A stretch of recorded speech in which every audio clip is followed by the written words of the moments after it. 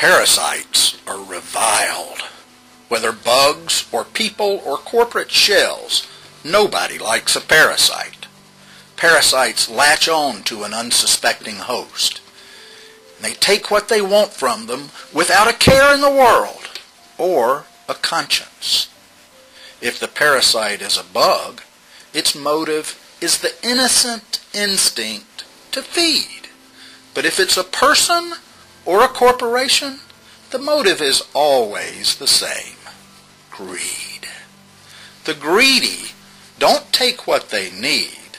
They take whatever they can. That's why every religion known to man calls greed a sin. This is a case about a collection of companies so consumed with the lust for money, the root of all evil. They will ruin childhoods, engage in torture, create and then play upon the fear and helplessness of desperate mothers, all for money, blood money.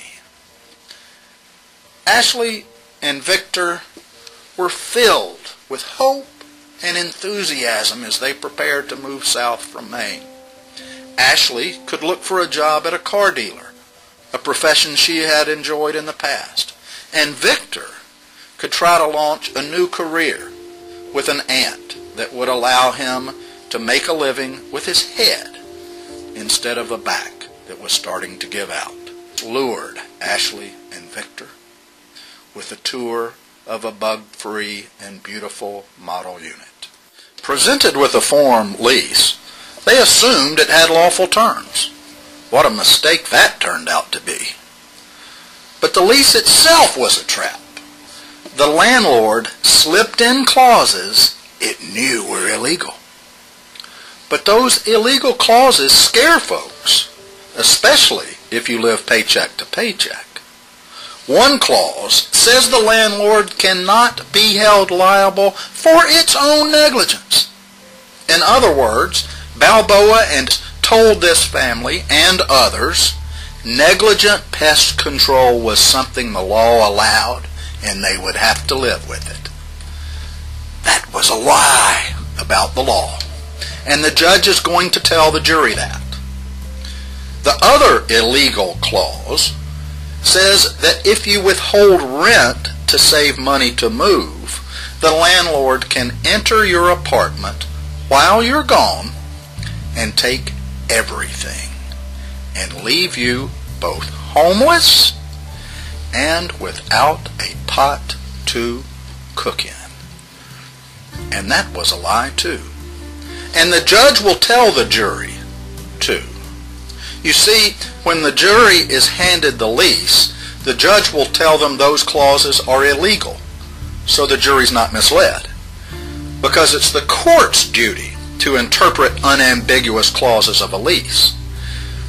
These two provisions have been illegal since our legislature passed the Landlord-Tenant Act in 2007. 4 whole years before these victims were scared into inaction by these unlawful terms.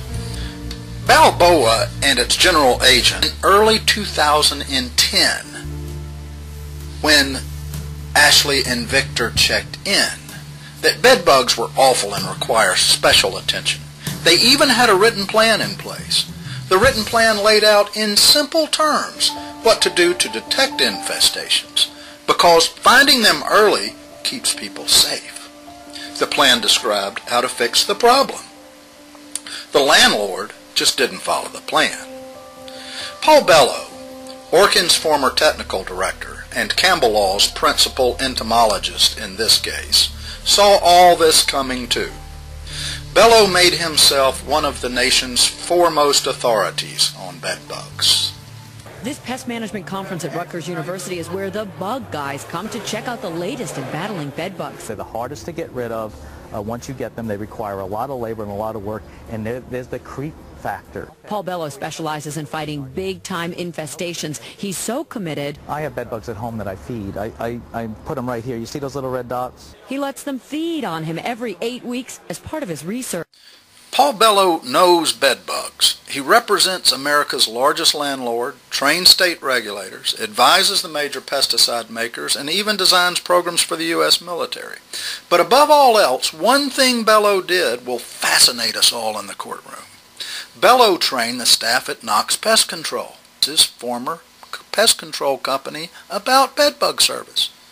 Bellow enlisted Knox, in addition, to assist him with performing a scientific trial of a new cockroach spray in 2008. Whether you call it coincidence, a God thing, or luck, it was good fortune the study landed at, you guessed it, the chateau. They found systemic bedbug infestation throughout the entire complex and told management how to fix it. The result? Knox would no longer be the professional pest control company, of course. Knox wanted somebody who would provide a cover-up, not a cure, so they picked Alabama Professional Services. And then they stopped providing professional pest control services altogether. You heard that right. According to PS records, only one unit in one building was treated for years at the chateau. And it was Ashley and Brooklyn's apartment, because Ashley was the most informed, angriest, and most frightened mother in the history of the place. APS knew a one-time treatment would do nothing but help the landlord trick Ashley and Victor and Brooklyn. It was a cover-up, not a cure, and it was mean. Giving a mother false hope to shut her up about her horrified little girl is mean. And it's also what Alabama law calls contumelious conduct. That's a fancy legal word that authorizes juries to award punitive damages for the hateful and particularly offensive breach of implied and statutorily imposed warranties. The jury can treat the aggressor to punitive damages if that happens, and that's exactly what they'll do. Remember your mother tucking you in bed and saying, "Don't let the bed bugs bite," before she turned off your nightlight? You probably thought she was kidding. Well, she wasn't kidding. It's just before dawn. You're in the deepest sleep you'll be in all night, and the bed bugs are ready to strike.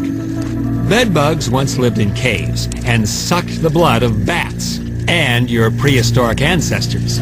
When we left our caves, so did they.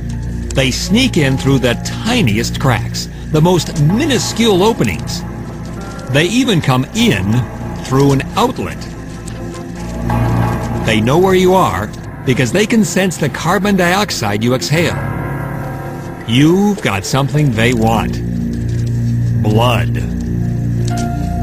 When they get within sucking distance, they use heat sensors on their antennae to find the juiciest place to drill for plasma. An exposed limb is like a flashing neon sign for a free, all-you-can-suck buffet. If nobody does anything, thousands of them can infest a single bedroom.